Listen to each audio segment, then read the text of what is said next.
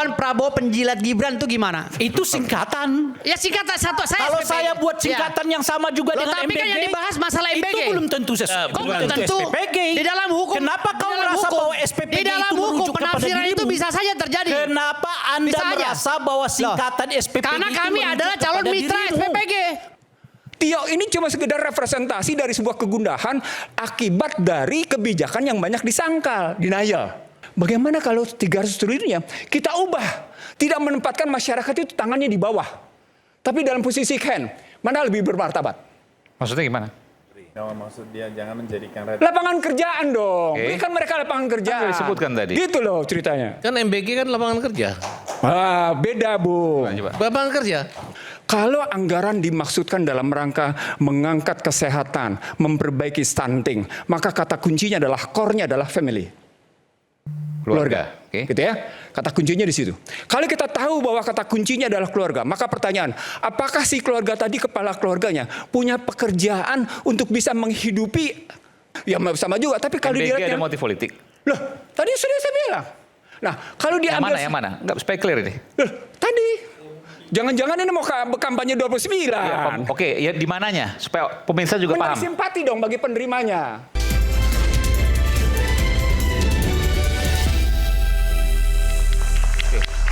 Saya tertarik apa yang disampaikan oleh Bung Ray Rangkuti bahwa pelaporan itu mengunci pemikiran. Bisa Anda jelaskan soal itu? Ya sebetulnya kan ini bukan kali pertama. Hampir setiap pemerintahan kita melihat hal praktek yang seperti ini. Dan sebetulnya nggak pernah sungguh-sungguh untuk dimaksudkan menegakkan hukum. Yang pada intinya itu adalah bagaimana membuat orang supaya tidak melakukan kritik terhadap pemerintahan yang sedang berkuasa. Itu yang kita lihat umumnya tuh. Oleh karena itulah kemudian dicari situasi yang sedikit sekali, tapi itu bisa diperdebatkan apakah itu masuk ke ranah hukum atau tidak. Ada Profesor Saiful Mujani yang bertanya, apakah pemerintahan yang seperti ini masih layak dipertahankan? Disebut makar, disebut penghasutan.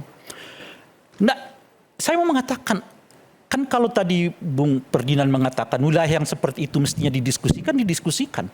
Nah, ketika mahasiswa di UGM menolak para pejabat untuk datang, hari ini saya dengar di Samarinda menolak berdialog dengan pejabat, karena ketika masyarakat membuka ruang dialog, pejabatnya nyari apa salahnya gitu loh, Pak. Betul. Di mana nih yang bisa kita potong nih? Lalu dibawa ke polisi gitu. Iya, kalau polisinya masih, ya kita berharap sesuatu. Nggak Itulah seperti itu makanya. juga, nggak seperti itu juga. Itulah Apa contohnya? Itulah Nggak, sebabnya. kalau yang diceritakan sama Ray, kebetulan gue korbannya. Ya, Gue itulah korban. itulah Saya ingin menyatakan begini. sebentar dulu, Ya, Ambassador. Itulah berkali, saya misalnya laporan ke Bung Ferry. Apa dasar pelaporan ke Bung Ferry? Petani sakit hati.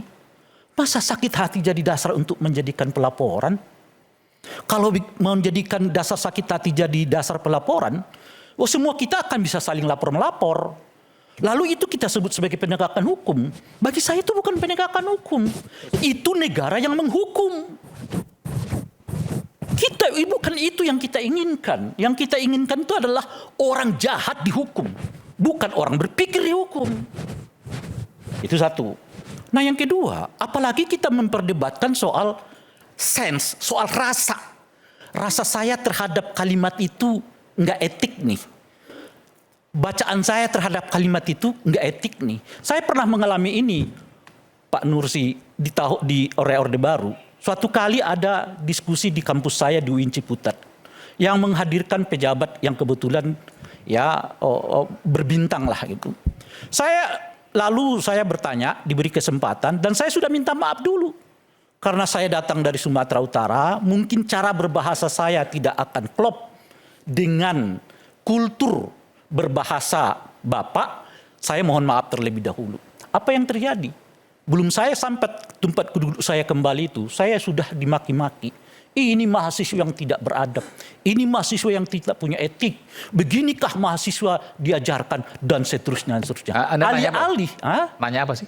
Saya nggak usah sebutkan lagi. Alih-alih kemudian pertanyaan saya dijawab, yang ada adalah saya disebut tidak punya etik. Padahal saya sudah minta maaf terlebih dahulu. tes rasa berbahasa saya, karena saya datang dari Sumatera Utara, mungkin akan berbeda dengan rasa berbahasa bapak-bapak yang kebetulan lama di Jawa. Itu maksud saya.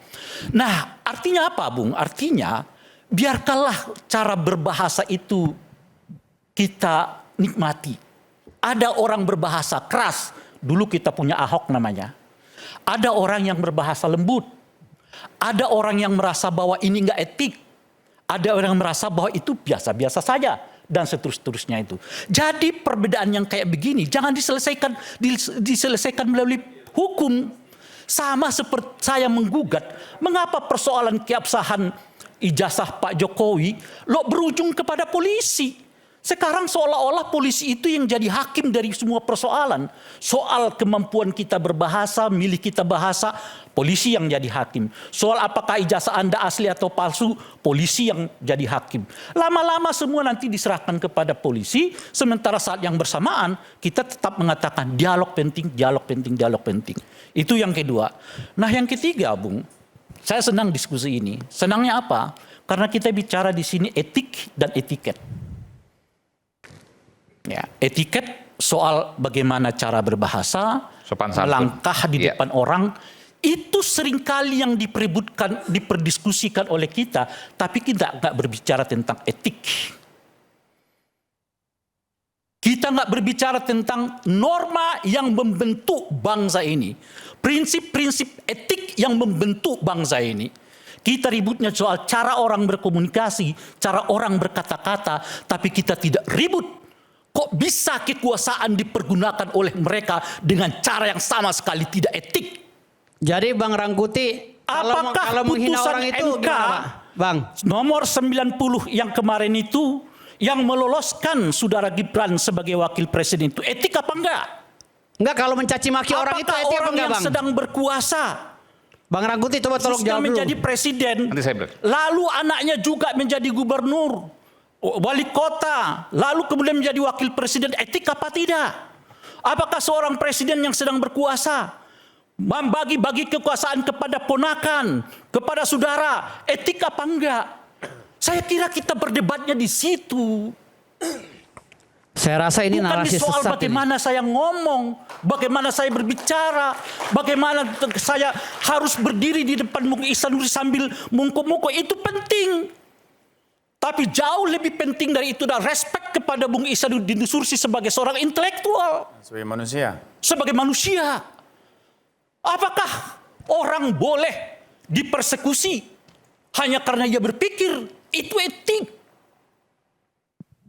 Nah, saya mau kita berbicara di budaya itu. Itu Bagaimana kalau menyerang pribadi Ingat kan ya, etiket yang tidak itu beradab? penting. Bentar. Etiket itu penting, tapi kita sebagai bangsa harus berbicara tentang etik, tentang nilai yang membentuk bangsa ini, Tentang adab juga, nilai Pak. yang membuat Pancasila itu Bagus, lima, Rey, bagus. bukan tentang bagaimana Oke. Anda berjalan di depan Bung Nursi sambil membungkuk-bungkuk. Ini menurut- Itu penting. Tapi kita sebagai bangsa Rey. berbicara tentang yang disebut dengan etik. Gini. Oleh karena itulah, Tio ini menganut Bung. butir-butir Pancasila atau tidak? ya dia menganut butir Pancasila. Tidak kan? Jelas dia menganut butir Pancasila. Dengan Yang cara tidak tidak. menganut Saya butir katakan Pancasila tidak. itu koruptor.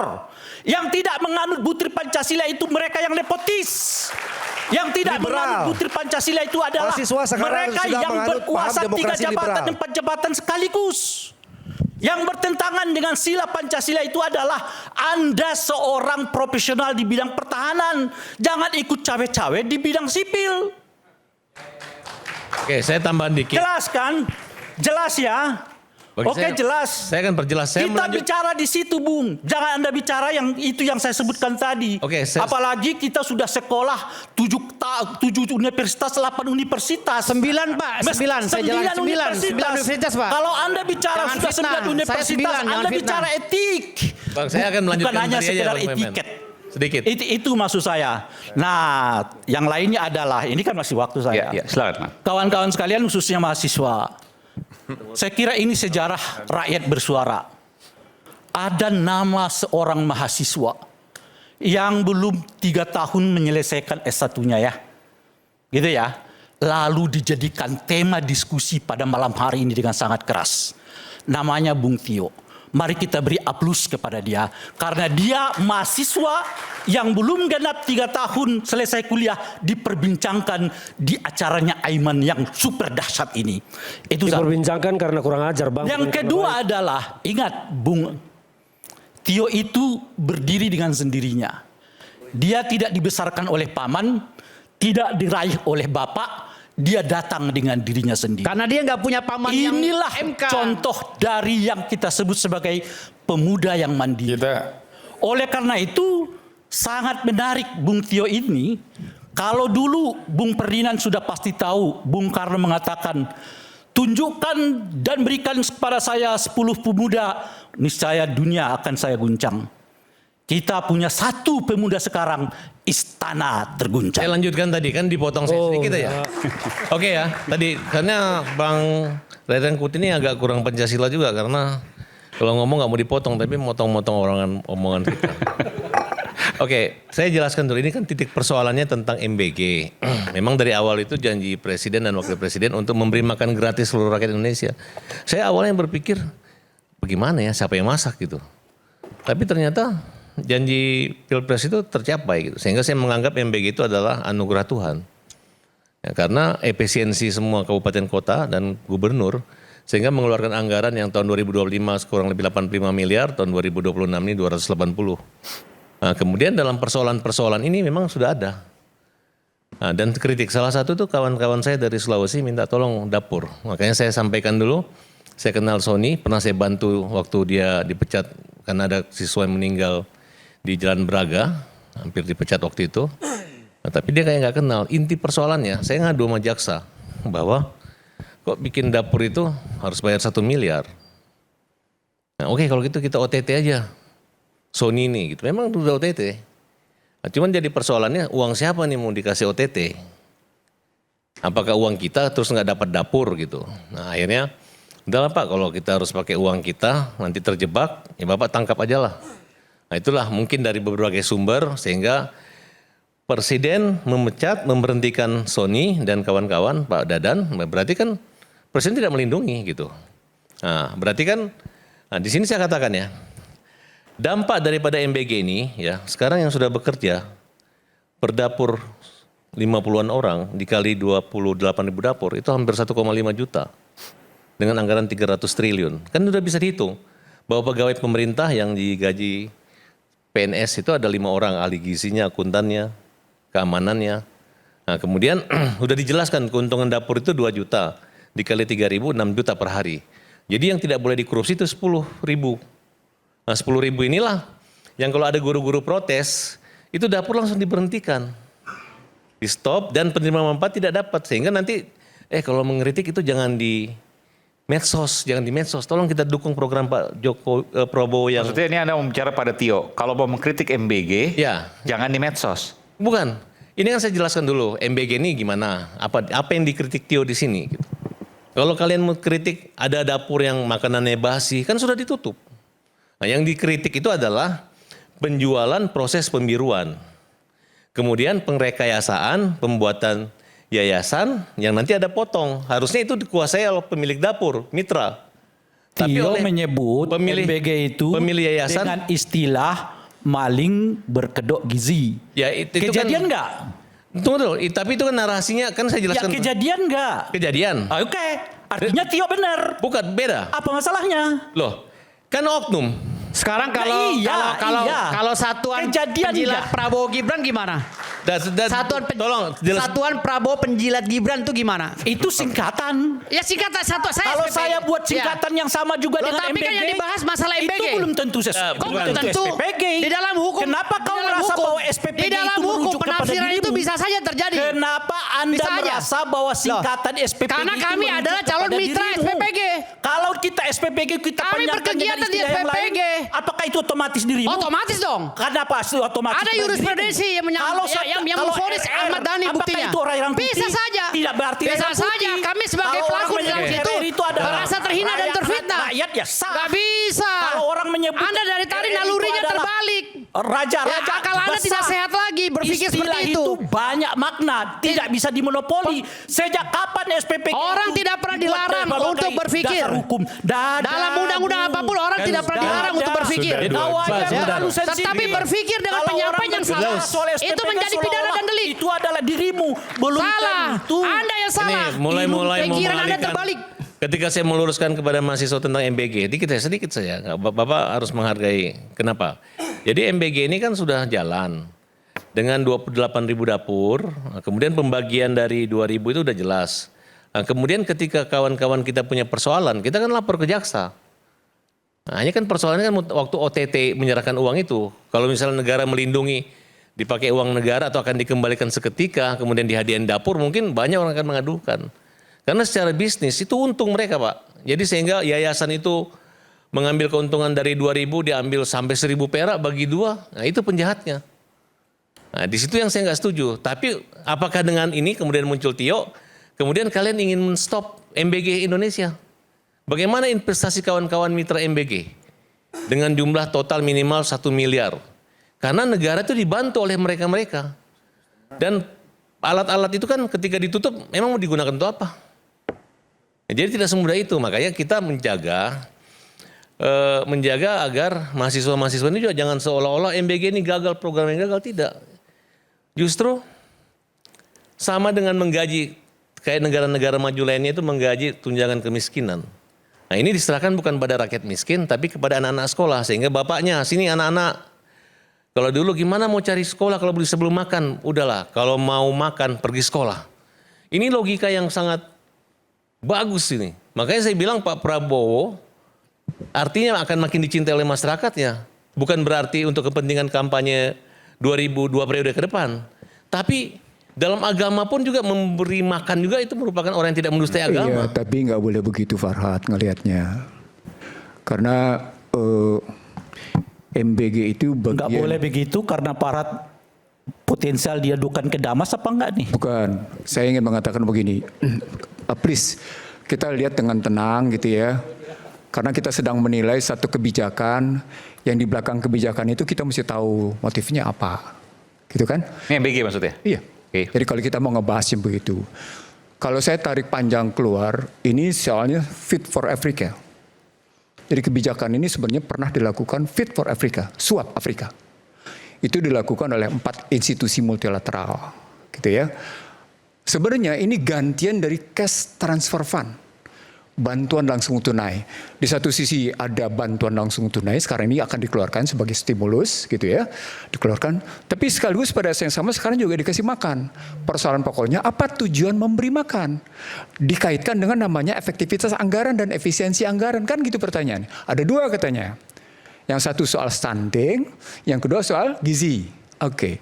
Kalau stunting itu bukan pada si anak. Stunting itu pada ibu. Satu, oke ya. Baby. Udah begitu. Sekarang kalau soal makan pada anak. Problemnya sekarang mesti kita ukur. Ukurnya adalah ini harus measurable. Jadi dalam bahasa kebijakan, satu public policy yang bagus itu measurable dan bisa kita takar sampai seberapa jauh dampaknya. Measurable-nya adalah, terukurnya adalah bagaimana jika kita konversi dari MBG itu, kita berikan kepada ibunya atau kepada anak, kepada bapaknya, bentuknya pekerjaan. MBG tidak tertulis dengan tegas di konstitusi Farhad.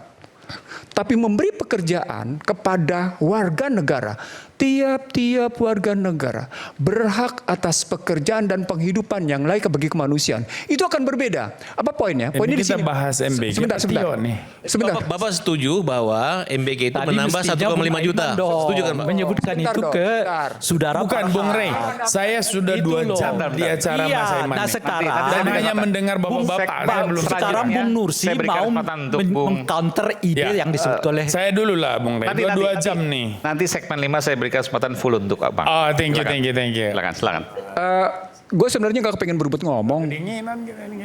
Gak ada gunanya juga berebut ngomong ngapain. Nanti saya berikan full. Jadi saya pernah begini. Kan bukan hanya Anda yang dekat dengan penguasa. Gue juga. Anda ini maksudnya apa? Dari Siapa Sabang lah sampai terserah. Merauke gitu. Bodoh amat. Gue gak mau tahu. Poinnya adalah kalau kita mau berpikir tentang good public policy, Good public policy. Kita harus dengan jelas merumuskan problemnya itu apa. Sampai rujuk pada posisi perencanaan dengan agenda aksinya apa, dengan anggaran kayak gimana dan model evaluasinya kayak apa. Itu good public policy namanya. Kebijakan publik yang baik itu diurus sedemikian rupa. Tadi saya bilang, Anda ngapain ngasih MBG? Gimana kalau kita ubah? Sampai orang kan akhirnya curiga ketika kita ngebahas public policy, kebijakan publik pada MPG. Ini orang curiga. Curiganya apa? Jangan-jangan arahnya dalam rangka persiapan 2029. Itu curiganya, terlepas apakah itu benar kecurigaan atau tidak. Tapi paling tidak, karena banyak masalah yang muncul di dalam, muncullah kritik dari yang selama ini dari masyarakat tidak didengar, disuarakan oleh Tio. Itu problemnya. Tio berusaha menyampaikan itu dan kemudian dengan gaya narasi dia, dengan bahasa dia yang pedas gitu ya, dan enak didengar oleh mahasiswa, nyampe. Walaupun secara sistematik struktural enggak juga, punya masalah juga di situ. Karena apa? Karena dia tidak mempersoalkan bagaimana apa yang disebutkan satu kebijakan. Dia cuma output kebijakan dia masalahkan, tapi tidak kemudian secara sistematik struktural tentang kebijakan itu. Nah, sekarang kita pindah. Kalau begitu, ketika tadi Ray menyatakan, ini persoalan etik, bukan lagi persoalan hukum. Baik, sekarang pertanyaan. Yang menghidupkan etik itu seperti ini siapa? Kan sistem. Ini sistem yang salah, yang kemudian ditunggangi oleh aktor. Prabowo bilang, ini salah sistem. Tapi cara berpikir Prabowo Subianto, gue gak sebut presiden ya.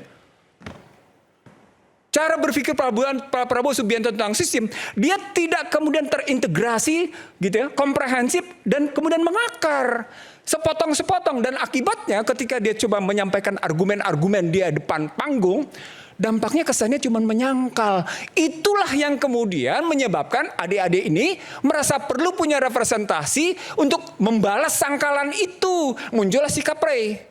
Artinya kalau kita melihat secara struktural, teman-teman sekalian, mestinya kita melihat ada tokoh yang salah, ada sistem yang salah. Ini pemerintahan. Artinya ada tokoh yang salah, ada sistem yang salah. Ketika kita pindah ke posisi Tio Adianto posisinya, maka pertanyaannya, kenapa mesti Tio menghadapi polisi atau laporan itu, atau Tio menghadapi netizen, atau pada saat yang sama Tio menghadapi pejabat? Tio ini cuma sekedar representasi dari sebuah kegundahan akibat dari kebijakan yang banyak disangkal, denial. Itu problemnya posisinya. Nah dari situ cara pandangnya pun nggak bisa cuma sekedar, yuridis legal, nggak bisa. Kata kuncinya nggak bisa lagi kita jawab dengan yuridis legal. Sama seperti kita ngelihat anggaran berdasarkan Undang-Undang 17 2003. Nggak bisa melulu kita lihat pada posisi fungsi anggaran. Tapi maksud dan motif dari anggaran itu apa? Dalam kerangka itu balik ke persoalan apa yang disebut oleh Ray. Tapi Ray tergantung pada posisi gantung. Bahwa tidak ada, ini bukan cuma sekedar etik. Ini ada sebuah sistem yang salah secara besar dan berjalan terus-menerus sehingga pejabat pun bisa menghina, kita bisa saling menghina, dan kita menikmati saling hina itu sebagai bagian dari tidak etiknya kehidupan kita. Itu problem besarnya. Nah, berikutnya ketika kita tahu dalam posisi kayak gitu, lalu kita mesti ngapain? Sudah saya sampaikan juga ke para penguasa ini. Ini loh yang harusnya kita selesaikan. Misalnya contoh sederhana. Kan setelah MBG, anggaran kedua apaan? Tadi yang disebut oleh Ray. Pertahanan seperti juga disebut teman-teman. Saya menyebut begini, mana penting ngebangun batalion tempur atau batalion cyber kalau melihat dari peperangan Iran melawan Amerika dan Israel? Batalion cyber atau batalion tempur? Kan anggaran Kemenhan sekarang lebih ke batalion tempur. Salah satu. Begitu juga pertanyaan pada MBG. Kalau Anda tadi bilang sekitar 300 triliun, fine. Jadi bagaimana kalau 300 triliunnya kita ubah? Tidak menempatkan masyarakat itu tangannya di bawah. Tapi dalam posisi hand. Mana lebih bermartabat? Maksudnya gimana? Maksud dia jangan menjadikan lapangan kerjaan dong. Berikan mereka lapangan kerjaan. Kan disebutkan tadi. Gitu loh ceritanya. Kan MBG kan lapangan kerja. Beda Bu. Lapangan kerja. Ya kenapa? Kan saya udah hitung. Itu kan pemerintahan bekerja diantaranya ya. Untuk memberi makan tenaga pengajar atau ada peternak, petani, ya. Tapi kan mereka nelayan, mengkritik, misalnya Kalau outputnya yang kita lihat. Jadi cara berpikirnya sekali lagi saya mengajukan stunting. Saya mengajak Anda semua berpikirnya jangan parsial. Saya mengajak Anda berpikir sistemik struktural. Kalau anggaran dimaksudkan dalam rangka mengangkat kesehatan, memperbaiki stunting, maka kata kuncinya adalah core-nya adalah family. Keluarga. Oke. Gitu ya. Kata kuncinya di situ. Kalau kita tahu bahwa kata kuncinya adalah keluarga, maka pertanyaan, apakah si keluarga tadi, kepala keluarganya punya pekerjaan untuk bisa menghidupi anggota keluarganya secara sehat atau tidak? Fit Africa, harus saya sampaikan sama Anda, Fit for Africa itu sebenarnya bukan sekedar menyuapi orang Afrika, tapi di belakang itu adalah dalam rangka juga mengambil sumber daya Afrika. Sehingga mereka menyuapi Afrika. Loh, itu tesis yang muncul sebelum tahun 2000 gitu loh. Sampai akhirnya awal di tahun abad 21 itu masih muncul kayak gitu. Kalau kita ngikutnya namanya MBG itu sebagai Schools Meals Coalition yang dilakukan oleh namanya UNDP, UNHCR, World Food Program, WHO, maka kelihatan kok ada motif politiknya apa. Jadi cara membacanya ini, kalau cara ngebacanya cuma seperti yang Anda bilang, ya sama juga. Tapi kalau MBG dilihatnya, ada motif politik. loh, tadi sudah saya bilang.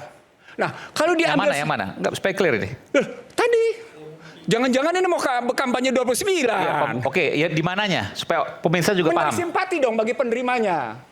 Semacam bansos. Kapitalisasi politik. Aiman tidak gitu tahu loh. atau pura-pura tidak tahu. Supaya clear. Loh, Jurnal. itu Jadi, sederhana oke, aja. Enggak. kalau Jurnalis dalam kan politik, bertanya, bukan Pork barrel effect. Ada semacam bansos dan seterusnya sehingga munculkan simpati yang memberikan siapa, itu yang saya pilih. Oh iya, kapitalisasi politik itu. Itu kapitalisasi program. Itu bisa sebentar terakhir saya mau bilang sama Anda. Itu karenanya sejak awal, memang terakhir yang tadi gue belum bilang terakhir. Boni. Serius gue nggak akan ngambil hak lo. Gue nggak akan ambil. Dan gue nggak akan berebut, gitu ya. Gue cuma bilang, gue adalah orang pertama yang memprotes cash transfer fund. Dan gue jembreng itu yang namanya di televisi swasta. Sehingga lembaga multilateral itu protes habis-habisan karena gue tahu bangsa gue diintervensi habis-habisan dengan cara berhenti lo marah-marah untuk yang namanya pasar bebas. Lo gue suap. Kejadian. Anda tahu siapa yang disuap? Bukan hanya masyarakat yang disuap. Dalam perjanjian itu yang ditandatangani oleh Menteri Keuangan Budiono, saya sebut nama. Di zaman SBY berarti ya kemarin. Bukan hanya masyarakat yang mendapatkan BLT. Sejumlah tokoh yang dianggap sebagai kritis terhadap kebijakan-kebijakan itu juga di-approach habis-habisan. Itu diperjanjikan. Jadi gaya berpikirnya itu diubah memang. Dari sana kemudian, Joko Widodo pernah menyatakan, saya juga tidak suka ada cash transfer fund BLT, tapi dilakukan. Ya, cash transfer fund itu BLT, bantuan langsung tunai, bansos dan ada juga langsung. Ada juga family help program namanya. Tunai, ya. Ada juga family help program. Sampai sekarang masih ada. Justru dalam rangka mengakumulasi simpati politik yang saya bilang kapitalisasi politik itulah investasi politik, mereka lakukan juga. Persoalan pokoknya menjadi begini. Persoalannya, Farhad dan teman-teman. Sampai seberapa jauh efektivitas MBG ini mampu menyelesaikan dua hal. Yang pertama soal stunting. Yang kedua, prevalensi kesehatannya. Sampai seberapa jauh dia betul-betul meningkatkan kesehatannya. Di balik 4 institusi yang saya sebut, itu punya motif. Motif pertama, membatasi tingkat gizi. Ulang, membatasi tingkat gizi. Dengan terbatasi tingkat gizi, apa yang terjadi? Dibatasi tingkat kecerdasan. Pada level tertentu. Jadi ada motif-motif tertentu yang mesti dijaga. Dan pada saat yang sama ketika kita tahu ada pembatasan gizi dan ada pembatasan tingkat kecerdasan, orang sedang digiring ke satu tempat. Jadi ada akumulasi kebijakan yang mestinya kita lihat secara makro, secara luas benar, tapi mikronya juga benar, sistematik strukturalnya begitu. Begitu, silakan. Oke, maksudnya membatasi gizi, membatasi kecerdasan, mengejar dong. Kan MBG tujuannya itu. Meningkatkan gizi, meningkatkan kecerdasan. Maksudnya membatasi apa? Berapa IQ kita?